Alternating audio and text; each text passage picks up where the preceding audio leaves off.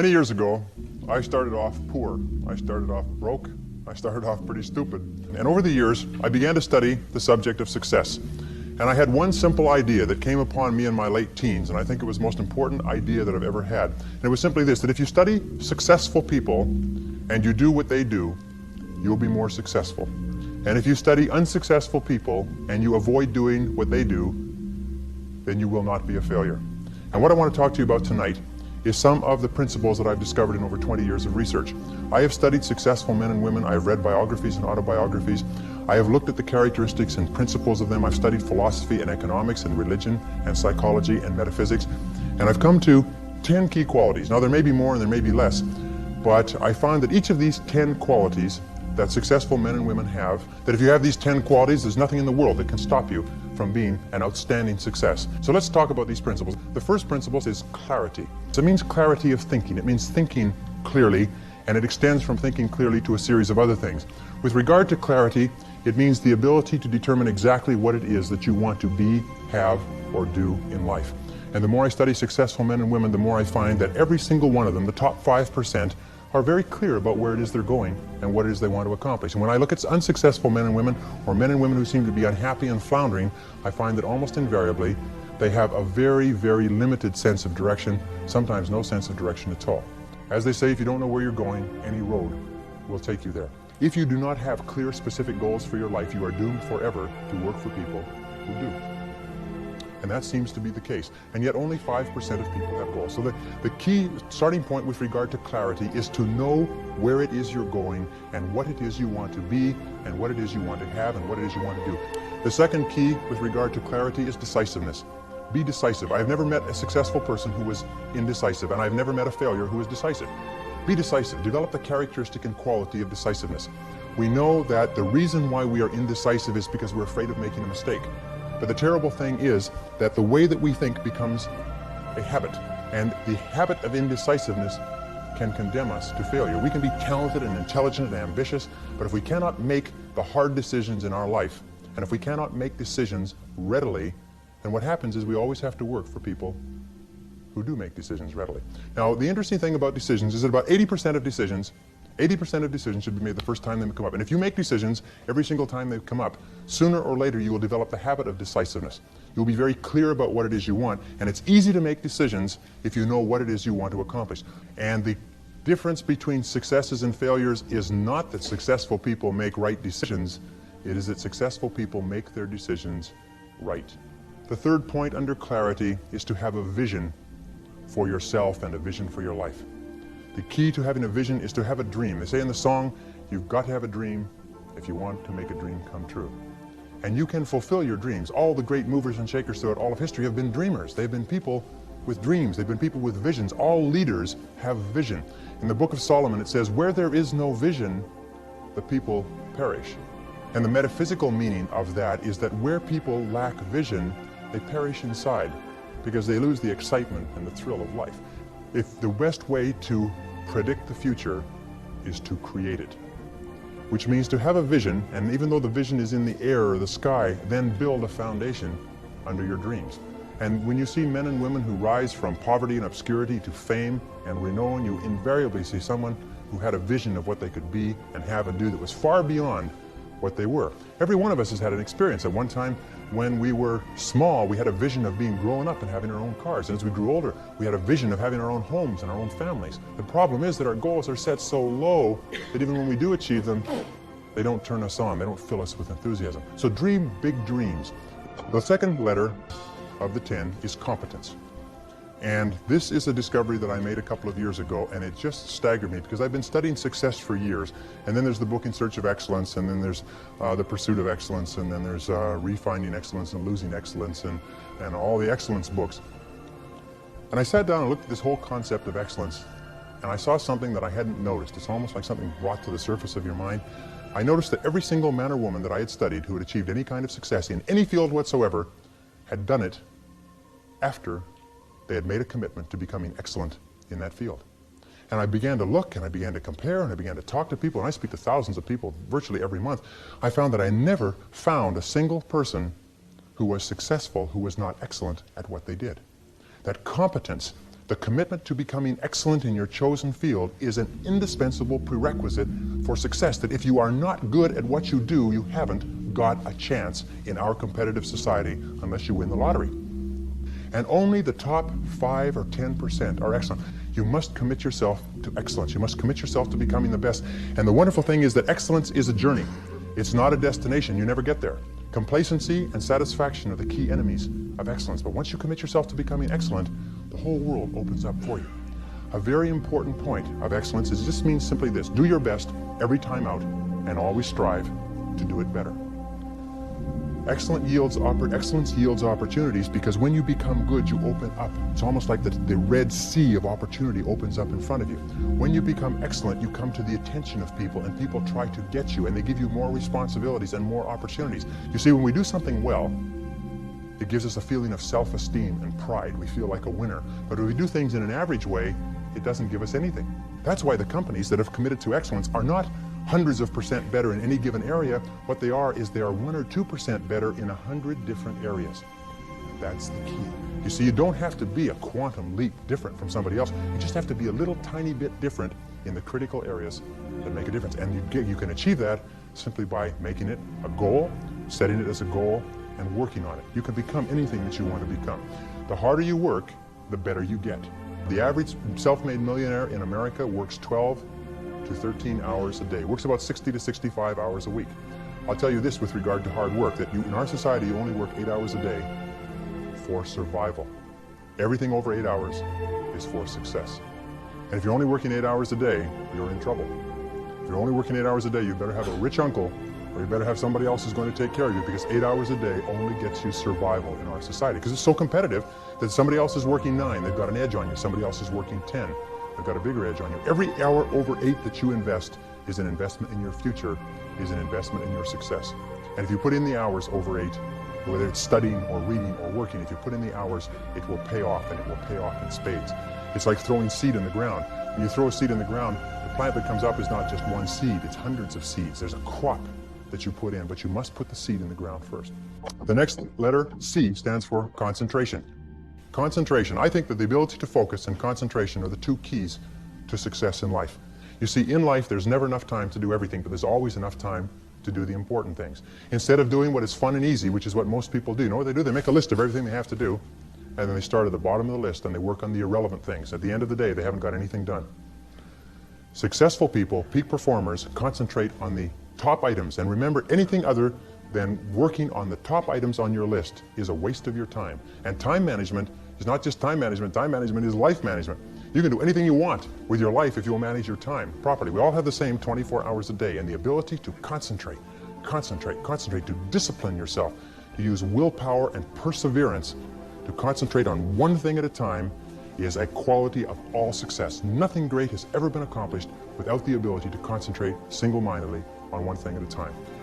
Develop a sense of urgency. A sense of urgency is a quality that is possessed by only 2% of the population. 2% of the population do things fast. 2% of the population have a bias for action. In Tom Peters' wonderful book, In Search of Excellence, he says all the excellent companies have a bias for action. And all of the companies that do not classify or do not come into the excellence category do things when they get around to it. You call them up and you have a problem or a complaint. You hear from them 3 or 4 weeks later. But the excellent companies, you call up with a problem or complaint, bang, there's somebody back to you in 2 minutes. So develop a sense of urgency. Get the reputation as the person who does things fast. Develop a reputation for speed and dependability, and your future will just open up in front of you. And if you'll develop that habit of working fast, that sense of urgency, act now, do it now, do it now, do it now. In selling especially. Somebody calls you up and has a question, get back to them now. Somebody has a problem, get back to them now. Somebody needs something, move on it quickly. If you have to forego coffee breaks or lunch or something else, move fast. If you develop that reputation for speed, it will be worth a fortune to you. The next C is common sense.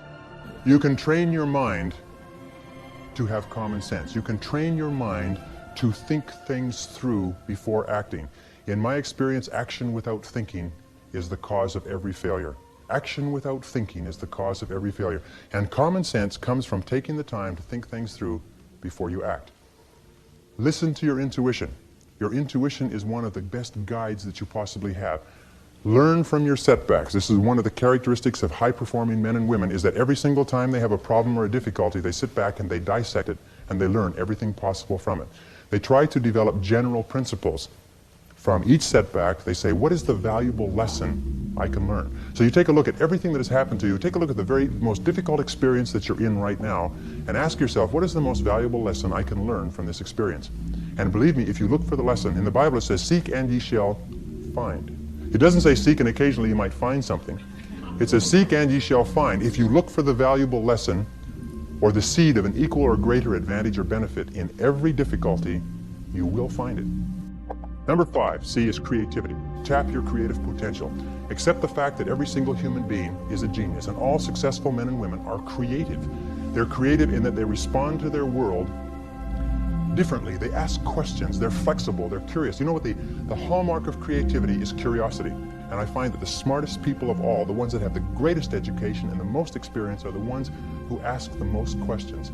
They ask questions almost as if they were children, but they never stop asking questions. They're very open and flexible, and they have the ability, once they learn a new piece of information, to drop what they're doing if the new information contradicts it and do something else. Do you know what most people do? Most people keep on doing what they're doing until they run into a wall. As they say, the more you do of what you're doing, the more you'll get of what you've got. Remember, 80% of everything that we are doing today in our general business will be different 5 years from now. 80% of the products that we use, the food that we eat, the cars we drive, the music we listen to, the movies we go to, even the streets we drive on, 80% of everything will be new in 5 years. That's how rapidly things are changing. According to the research, all you need is an idea that's 10% new to start a fortune. If you want to be, I'm going to tell you something, that if you want to be wealthy in life, if you wish to become very wealthy, if you wish to become even a millionaire, you can do it if you're willing to pay the price. But most people become millionaires by offering a good or service that people use all the time, and they offer it just a little bit better. They do it just a little bit faster. They put a little bit more grace or finesse into what they're doing. They handle it, they wrap it, they are more polite. The restaurant that has people coming back to it may have food that's only 5% different, but it's the way the people handle it that's so different. You can do anything you want in life. All you have to do is find an idea that's 10% new, and you'll find it if you flood your mind, read magazines, read books, ask questions, ask why people are doing things the way they're doing. Next is consideration. Consideration is based on the fact that the quality of your relationships with other people more than anything else will determine your success in life. How well you get along with other human beings, your quality of interaction will determine your happiness, your success, your achievements, your wealth, and anything else. And that's very, very true. Develop the people skills that you need to be successful. Take courses in communications. Take courses in effective listening. Take courses in public speaking. You know, one of the most important parts of communicating and getting along well with others is the size of your vocabulary. You've probably heard that before. The size of your vocabulary, your ability to express yourself orally, your ability to stand on your feet, your ability to write effectively and get your point across to others will have a tremendous impact on your life, because you cannot imagine a successful person who cannot communicate effectively with other people. Consistency means that dependable, steady, predictable work is always vastly superior to spurts or flashes of brilliance and genius. There's a law of accumulation in the universe, if I can pass this on, a law of accumulation that says that even though you do 100 things or 1,000 things that you don't see, eventually they accumulate and they gather a force of their own. That every single great accomplishment in life is the result of thousands of minor accomplishments that nobody ever sees. But every single great success was at one time a failure, and they failed and failed and failed and failed over and over again. And all great successes are a story of failure, failure, failure, failure, failure. Outstanding success, boy, ain't he lucky. Isn't that right? Boy, he was lucky. He sure had the right connections. The next C is commitment. I have found that the ability or the willingness to make a complete commitment to a job, a commitment to a relationship, a commitment to a profession, to make a commitment is one of the hardest things that human beings do. And yet no success is possible without commitment. Who is it that Emerson said that every great achievement is the triumph of enthusiasm? That the ability to commit yourself enthusiastically, wholeheartedly, 100% to what you want to do is the starting point of all achievement? That if you cannot commit yourself wholeheartedly, it probably means that it's not right for you? And that all of us in life seek for something that we can commit ourselves to. Alan Cox, in his book, The Achievers, which came out last year, found that the executives in the corporations that he studied who achieved the very most in the shortest period of time had found the proper niche for themselves and had lost themselves in their work. Dr. Shirley Blotnick's study of self-made millionaires, 83 out of 1,500 people became self-made millionaires over 20 years. He found that the one quality that they all had in common was that they picked work that they loved, they specialized in that work, they became very good in it, and they eventually became paid very well for it, and then they held on to the money. Courage is the outstanding quality of all leaders. Courage means that you have the ability, you have the willingness to confront your fears. Because what I've found over the years is that brave people, courageous people are not people who are not afraid. They're simply people who master their fears. They're simply people who face their fears, confront their fears. And Mark Twain said it many years ago. He said, with regard to fear, he said, do the thing you fear, and the death of fear is certain. Now, fear and courage tend to be habits. That if you are afraid and you give in to the fear and you back away, it becomes a habit to back away whenever you're afraid or unsure. If you're afraid and you force yourself to confront the fear, it becomes a habit to confront the fear whenever you find something that you're afraid of. And you'll find that most fears disappear when you confront them. Dare to go forward in your life. Dare to go forward in the direction of fulfilling your potential. When I was, many years ago, I was a karate student. I was also a karate instructor, and I competed in 3 international championships. And one of the things that I learned from my best karate instructors, and I studied under 6 world champions, is they told me that when you fight, always move forward. Even if you're only moving forward half an inch at a time, just always move forward. He said when you're moving forward, 100% of your attention is forward. But if you're moving backward, even a half an inch at a time, half of your attention is always behind you and where you're going.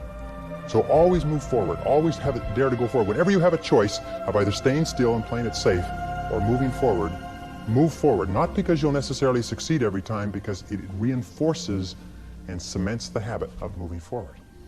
And most people, when they have a choice of moving forward or playing it safe, play it safe. But I think General Douglas MacArthur said there's no security in life, only opportunity. Life is very perverse in a way, because the more we seek security, the less we have it.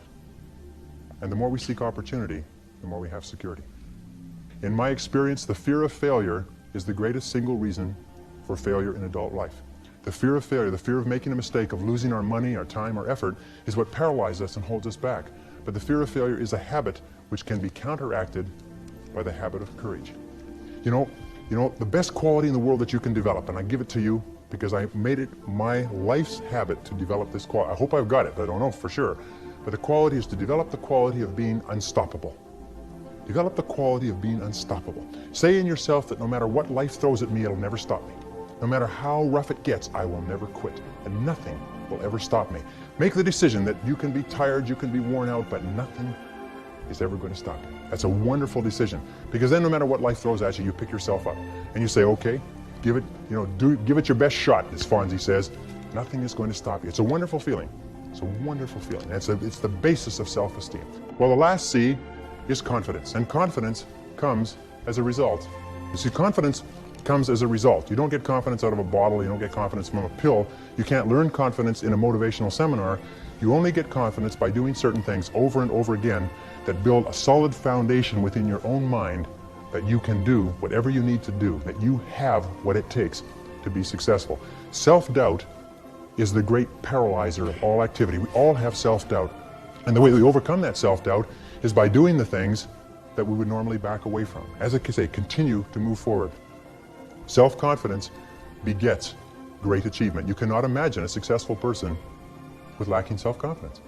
That the wonderful thing is this, and I learned this from a very great man who died recently, is that if you persist until you succeed at achieving a goal that is important to you, and you complete it like a degree in school, or you wrap up a sale, or you make a career successful, you plug into your subconscious mind a success pattern. And then the subconscious mind, running on the basis of inertia, attempts to adjust your words, actions, and feelings to duplicate that success pattern. And that's why they say nothing succeeds like success. That once you've been successful, you have a pattern set down which will enable you to apply that pattern to another part of your work to be successful in that. And the more you succeed, the more this pattern of success is reinforced. And you'll finally reach the point where it's impossible for you to fail if you succeed enough times. Because you will have within you a self-adjusting mechanism that will guarantee your success.